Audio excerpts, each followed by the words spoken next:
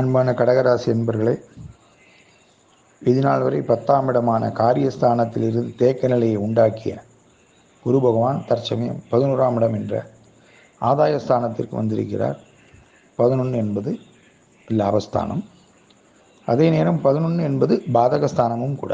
நன்றாக நினைவில் வைத்துக் கொள்ள வேண்டும். ஜோதிடத்தில் ஒரே ஸ்தானத்துக்கு 2 கூற்று இருக்குது. 11 ஆதாயம், 11 பாதகம். சார், எனக்கு 10 ரூபா வந்துருச்சு, 9 ரூபா செலவாயிடுச்சு, என்ன பிரயோஜனம்? பிரயோஜனம் இல்லை. மிச்சம் 1 ரூபாய். அப்போ லாபம் என்பது வருகிறது, செலவு என்பதும் ஆகிறது. அப்போ ஈக்குவலைசேஷன் ஆஃப் ஃபைனான்ஸ், அதைத்தான் எடுத்துக்கொள்ள வேண்டும். அது பெரிய லாபம் என்று கருதக்கூடாது. அப்போது இந்த குரு பயிற்சி உங்களுக்கு நல்ல தன்னம்பிக்கை பிறக்கும், மனோதிடம் கூடும், மனதில் புதிய நம்பிக்கை பிறக்கும். இதனால் வரை ஒரு மந்தமாக இருந்த சூழல்கள் விலகும், முயற்சிகள் வெற்றி தரும். திறம்பட சிந்தித்து காரியங்களை கச்சிதமாக செய்து முடிப்பீர்கள். அதற்கு உண்டான புத்தி கூர்மையும் முயற்சிகளும் பிறருடைய சகாயங்களும் தெளிவான வேலைப்பாடுகளும் நல்லபடியாக அமையும். முயற்சி திருவினையாக்கும். முயன்றால் முடியாததில்லை. பொதுவாக கடகராசிக்காரங்க கொஞ்சம் புத்தி கூர்மையானவங்க. எதுலேயும் போய் காம்ப்ளெக்ஸில் போய் மாட்டிக்க மாட்டாங்க. சந்திரன் மதிகாரகன். அப்போ அவங்க போய் வாலண்டரியாக கமிட் ஆகி எதையும் மாட்டிக்க மாட்டாங்க. என்னுடைய அனுபவத்தில் சொல்கிறேன். கடகராசிக்காரங்க பொதுவாக கடகம், கன்னி, மகரம் இவங்க 3 பேரையும் கையில் பிடிக்கிறது கொஞ்சம் கஷ்டம். இந்த 3 ராசிக்காரங்க அதி சாமர்த்தியமாக இருப்பாங்க. மற்ற ராசிக்காரங்களும் உண்டு, பட் இவங்க சர்வ ஜாக்கிரதையாக இருப்பார்கள். வீணால் போய் எதுலையா பிரச்சனையில் மாட்டிக்கிட்டு அப்புறம் ஐயோ ராமான்னு கவலைப்பட மாட்டாங்க. அந்த மாதிரி நேச்சர் இவங்க கிடையாது. குளத்தில் இறங்குறதுக்கு முன்னாடி முதல்ல இருக்கான்னு யோசித்து தான் இறங்குவாங்க. இறங்கினதுக்கப்புறம் ஐயோ காலை கடிச்சிருச்சேன்னா யார் வந்து காப்பாற்றுவான்? அதுபோல் நல்ல திறம்பட சிந்தித்து செயல்படக்கூடிய மதியாற்றல் பெற்றவர்கள் கடகராசிக்காரர்கள். அப்போது இந்த குரு பெயர்ச்சியால் பிள்ளைகள் எதிர்காலம் வளம் பெறும், சகோதர ஒற்றுமை ஏற்படும், முயற்சிகளில் முழு வெற்றி உண்டு, சமுதாயத்தில் மதிப்பு மரியாதை கூடும், காரியங்களில் பூரண வெற்றி உண்டாகும்,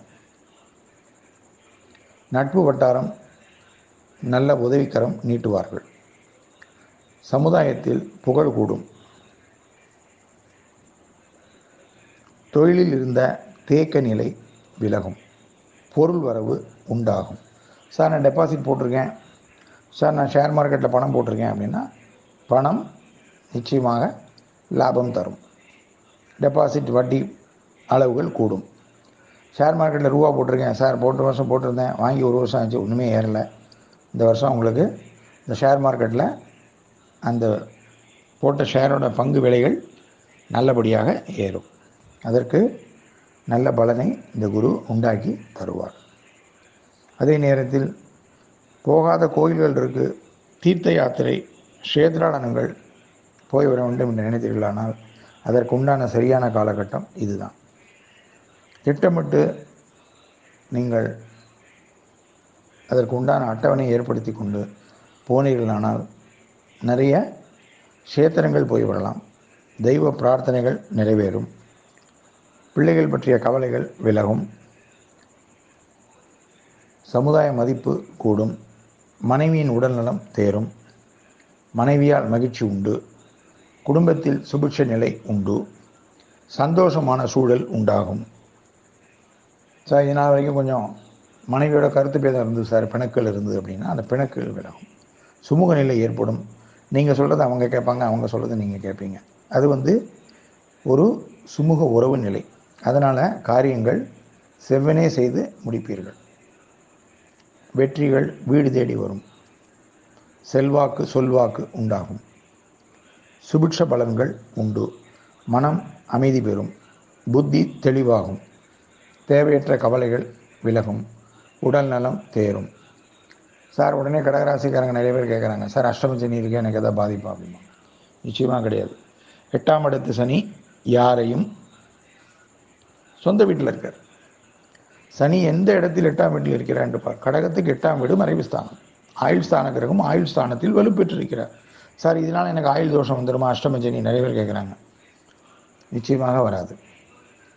ஆயுளுக்கு எந்த பங்கமும் கிடையாது. அது நிச்சயமான உண்மை. நிறைய பேரோட அப்பாக்களுக்கு தொழில் இடமாற்றம், பதவியில் உயர்வு, டிரான்ஸ்ஃபர், ரொம்ப தொலைதூரத்தில் டிரான்ஸ்ஃபர் மாறக்கூடிய சூழல் உண்டாகும். அப்போ அப்பா நிமித்தமாக நீங்கள் ஊர் விட்டு ஊர் மாறக்கூடிய சூழ்நிலைகள் ஏற்படுறதுக்கு வாய்ப்பு உண்டு. அதனால் நிறைய பேருக்கு ஸ்கூலில் படிக்கிற மாணவர்களுக்கு கல்வியில் இடமாற்றம் ஏற்படும். கல்வி இடமாற்றம், அப்பா டிரான்ஸ்ஃபர், அப்போ நம்ம என்ன செய்ய முடியும், போய் தான் ஆகணும். அவர் எந்த ஊருக்கு போகிறாரோ, இப்போ பேங்க் ஆஃபீஸர் இருக்கார், 4 வருஷம் ஒரு ஊரில் இருப்பாங்க, அப்போ 4 வருஷம் வேற ஒரு ஊரில் போய் படிக்கக்கூடிய சூழ்நிலை உண்டாகும். அதனால் அதற்கு உண்டான முயற்சிகளை மேற்கொள்ளலாம். அது நல்ல பலனை தரும். நிச்சயமாக பிள்ளைகளின் கல்விகள் முன்னேற்றங்கள் வளம் பெறும். அதே நேரத்தில் பிள்ளைகளின் உத்தியோகங்கள் ஸ்திரமாகும். உங்கள் பையன் வேலை பார்க்குறான் சார், இவ்வளோ நாளாக ஒரு ஸ்டெபிளான ஜாப் இல்லை சார், ஸ்டேபிளான ஜாப் இல்லை. இப்போ முயற்சி செய்தால் அந்த ஜாப்பு ஸ்திரமாகும். That is permanency in job. நிறைய பேருடைய பிள்ளைகளுக்கு அமையும். அது ஒரு நல்ல பாக்கியம். அப்போ நிரந்தர வருமானம், அந்த நிரந்தர வருமானம் ஏற்படும் பொழுது பிள்ளைகளை பற்றிய கவலைகள் உங்களுக்கு விலகும். அவர் பாட்டை அவர் பார்த்துப்பார்.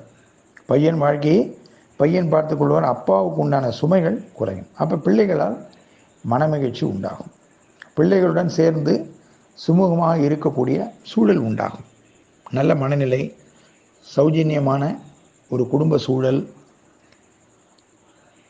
கேளிக்கை, விருந்துகள், இதில் கலந்து கொள்ளுதல், வெளியூர் பிரயாணம் செல்லுதல், தீர்த்த யாத்திரை போகுதல், பல தெய்வ தரிசனங்கள் செய்தல், பல நட்பு வட்டாரங்களை போய் சந்தித்தல், உறவினர்கள் வீடுகளுக்கு போய் வருதல், இந்த மாதிரி ஒரு நல்ல பயண சந்தோஷங்கள் நிச்சயம் ஏற்படும். கடகராசி பயண சந்தோஷங்கள் உண்டு.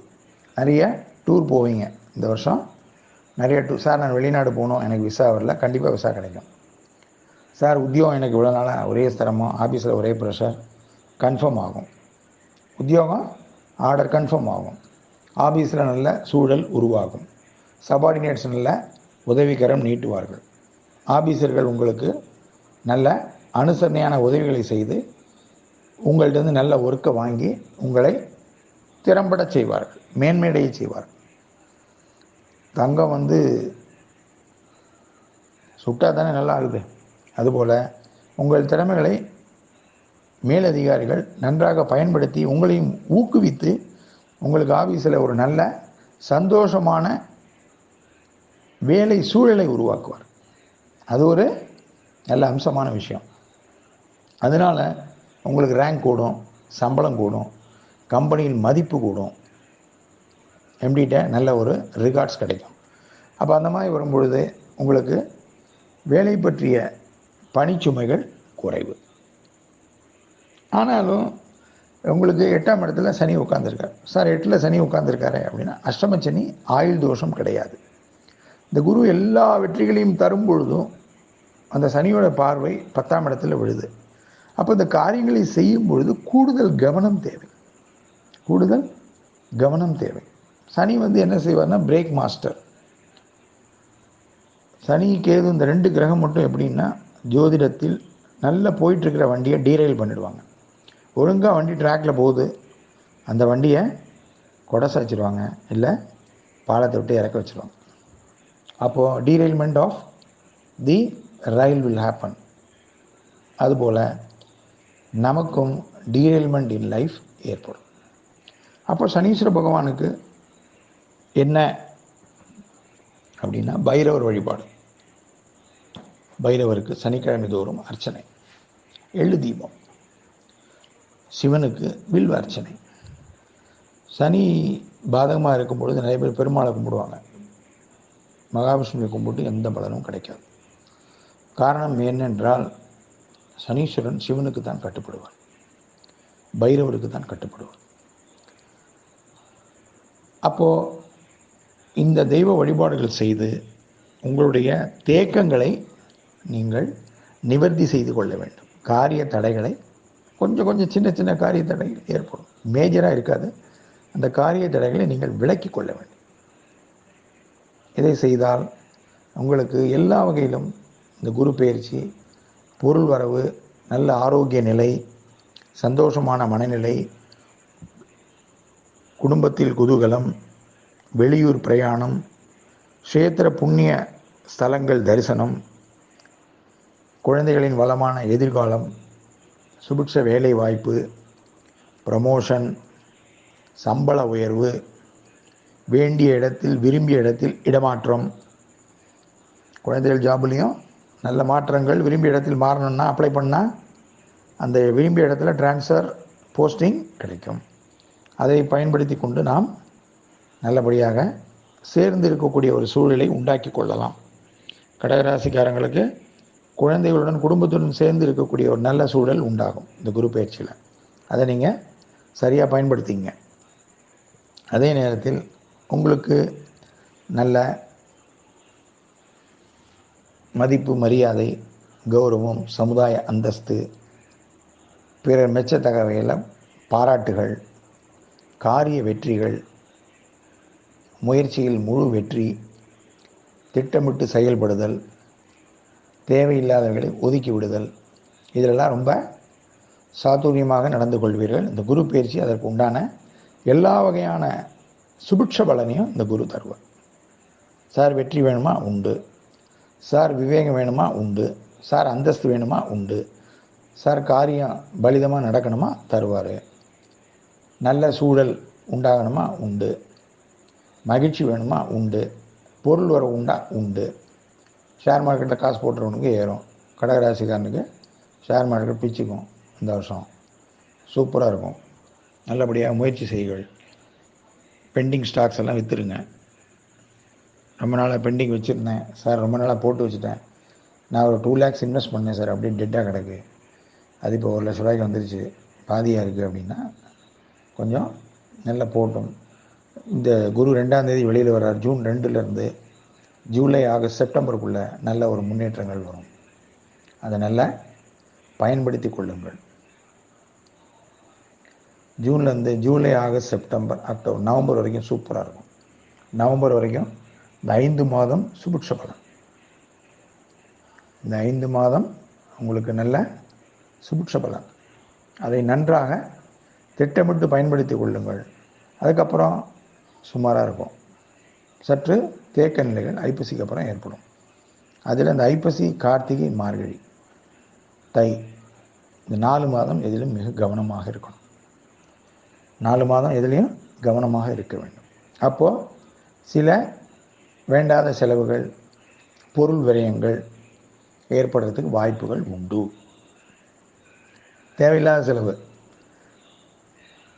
திடீர்னு ரொம்ப தெரிஞ்சால் வரான் சார் 1 லட்ச ரூபா ஒன்று சொல்லி டக்குன்னு வாங்கிட்டு போயிடுவோம். நீங்கள் கொடுக்க வேண்டாம் நினச்சிருந்தால் கூட அந்த நேரத்தில் ஒரு மனமாற்றம் ஏற்பட்டு டக்குன்னு கொடுத்துருவீங்க. ரொம்ப கேட்குறான்ப்பா, தவிர்க்க முடியல, இந்த கொடுத்துட்டேன் அப்படின்னு கொடுத்துருவீங்க. அந்த மாதிரி சில திடீர் செலவுகள் ஏற்படும். சார் இந்த ஷேரை நான் விற்க மறந்துட்டேன், அப்போது அந்த நவம்பர், டிசம்பரில் அடி வாங்கிடும்.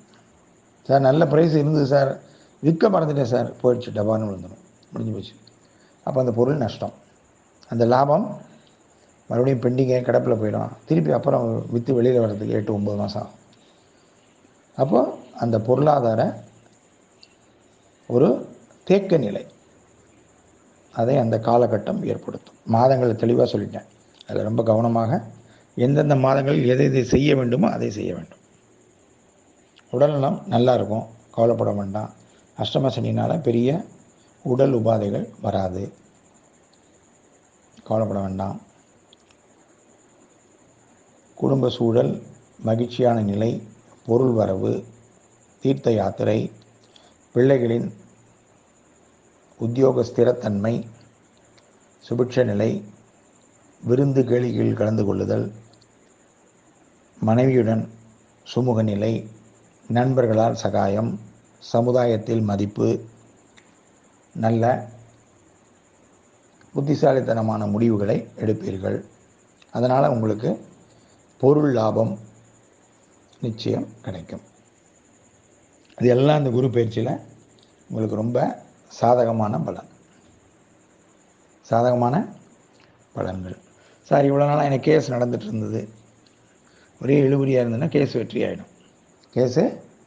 வெற்றி ஆகிடும். நல்ல தீர்ப்பு வரும். பெண்டிங் இஷ்யூஸ் சால்வ் ஆகும். ரொம்ப நாளாக கேஸ் எழுதுது சார், வரல சார், தீர்வு வரல அப்படின்னா, பிதிர்ராஜ சொத்து இருக்குது, வரல, அண்ணன் தம்பிகள் ஒத்து வரலன்னா இப்போ ஒத்து வருவாங்க. கையெழுத்து போட்டு ப்ராப்பர்ட்டி டீடை முடிச்சுட்டு, இந்தாப்பா உனக்கு இது எனக்கு இது எடுத்துகிட்டு கையெழுத்து போட்டு, ஐசா பைசா பாக்கி கிடையாது, குட் லக்னு சொல்லிட்டு க்ளீனாக அவங்கவுங்க காப்பியை வாங்கிட்டு அவங்கவுங்க நகர்ந்து போயிடலாம். அதற்கு உண்டான நல்ல சூழல். சொத்து இருக்குது சார், விற்காமல் இருக்குது அப்படின்னா விற்கலாம். விற்கிறதுக்கு ஒரு நல்ல பெரிய ப்ராப்பர்ட்டி இருக்குது, ரொம்ப நாளாக நான் விற்க முடியல சார்னா இப்போ முயற்சி பண்ணுங்கள், வெற்றி, நல்ல விலைக்கு போகும்.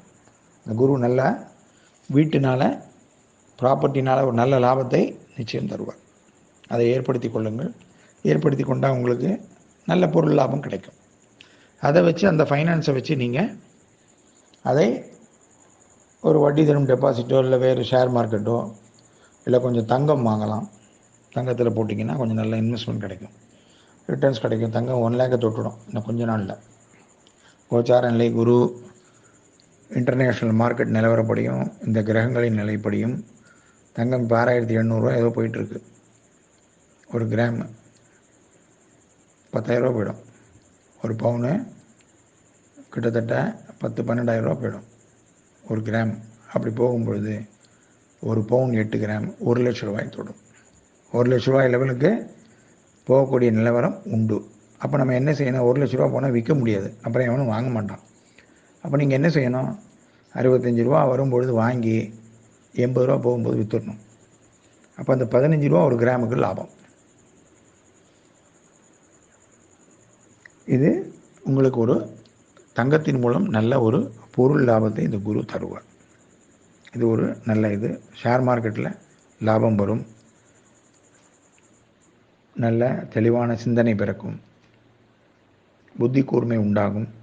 திறம்பட செயல்பட்டு வெற்றிகளை பெறுவீர்கள். ஆகையால் இந்த குரு பெயர்ச்சி தெய்வ தரிசனம் உங்களுக்கு நல்லபடி அமையும்.